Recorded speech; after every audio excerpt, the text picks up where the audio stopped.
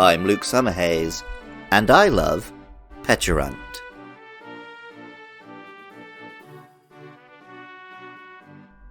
Peaches play a role in Japanese folklore and mythology, similar to that played by apples in the West.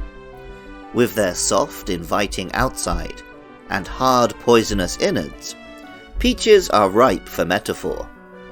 We've already explored at length the legend of Momotaro, the boy born from a peach who teamed up with a dog, monkey and pheasant to oust some villainous ogres. Originating from China, peaches have been eaten in Japan for 16,000 years at least. Early varieties were less sweet, eaten instead for health and medicinal reasons. Thanks to this, they were also used in religious ceremonies, and Japanese myths tell of the god Izanagi descending to the underworld and escaping with his life thanks to the peaches he used to fend off its denizens.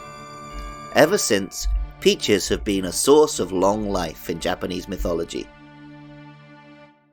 Pecharunt resembles a hovering pecha berry, the Pokemon game held item, which was itself based on a real-world peach.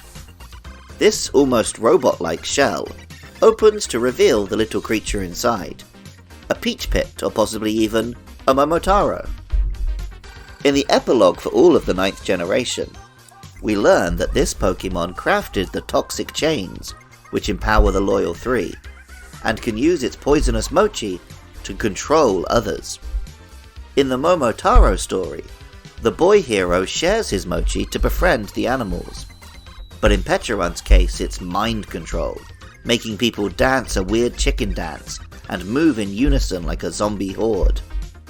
Pokemon Scarlet explains, "It feeds others toxic mochi that draw out desires and capabilities. Those who eat the mochi fall under Pecharunt's control, chained to its will."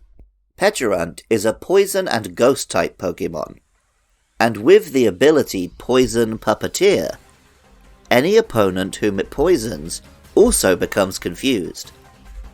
This could make Pecharunt a very frustrating opponent to face, though, as a mythical, it may never be seen in official competitive play.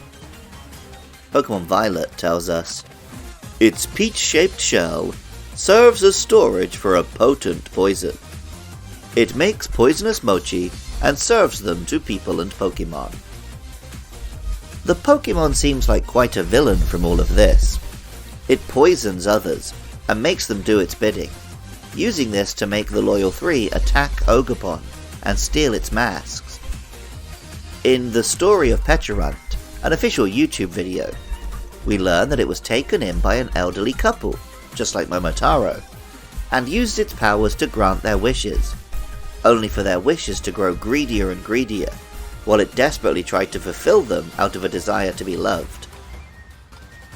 Though it isn't shown explicitly for certain, there is speculation that Pecharunt's influence, either intentional or not, was a factor in making Kieran grow so obsessed, first with catching Ogerpon, and then with beating the player. Or maybe he was just a confused, bullied little kid. Ultimately, this whole exploration of the Momotaro myth in these Pokemon DLCs doesn't really have a villain. Pokemon rarely does, apart from in the form of human greed.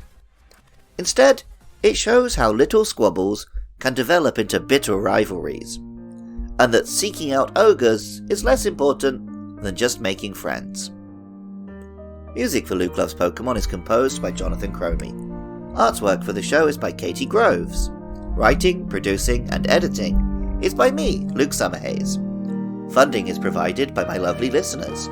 If you'd like to join them to help keep the show online and find other podcasts by me and my pals, head over to patreon.com/podcastiopodcastius. Coming up next is Paldean Tauros, so if you have thoughts about that monster or any other, hit me up with a DM at LukeLovesPKMN, or an email to lukelovespkmn@gmail.com. And of course, I'd love if you could leave a 5-star rating and review on Apple, Spotify, or wherever you listen. Even if you don't feel like doing any of that, thank you so much just for listening. I love Pecharunt, and remember, I love you too.